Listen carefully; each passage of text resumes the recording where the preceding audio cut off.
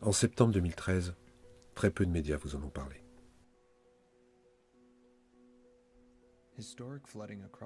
Des inondations historiques à travers de vastes régions du centre et de l'est du Colorado a causé des dommages sans précédent.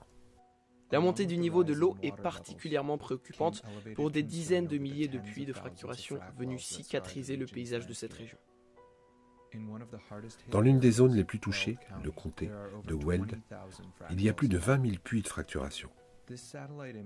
Les points rouges sur cette image satellite orientée vers l'ouest jusqu'à la rivière South Platte vers Greeley montrent quelques-uns de ces puits. Limité par la résolution et le positionnement extrême de quantité de puits de fracturation, chaque cercle détermine entre 1 et 20 puits.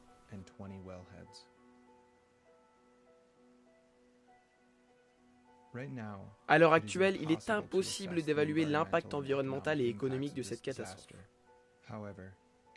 Cependant, les militants anti-fracking et les habitants du Colorado prétendent qu'il y a un blackout médiatique sur l'histoire des puits, des fracturations endommagées et les infrastructures. Dans le Colorado, il y a seulement 20 inspecteurs pour plus de 50 000 puits de fracturation à haut volume. Beaucoup disent que l'industrie a été autorisée à s'auto-policer, ce qui pourrait expliquer les centaines de rapports pour des déversements de l'industrie pétrolière et gazière. En mars 2012, un rapport présenté par Earthworks a constaté que le non-respect des règles de forage nuisait à la santé publique, la sécurité et l'environnement du Colorado.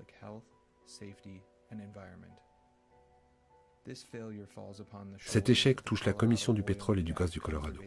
Le ministère en charge de ce secteur de citer « Il faut tout faire pour favoriser le développement du pétrole du Colorado et les ressources de gaz naturel ».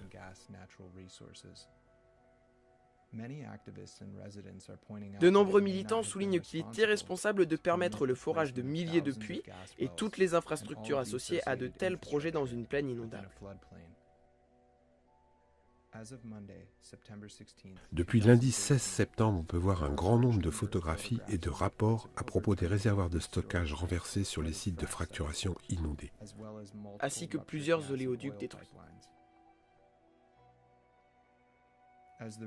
Alors que les secours poursuivent leurs efforts, il est important de mettre la pression publique sur les services comme les compagnies en charge du pétrole du Colorado et de la Commission de conservation de gaz afin de s'assurer que ce type de négligence et d'imprudence ne se réitère pas.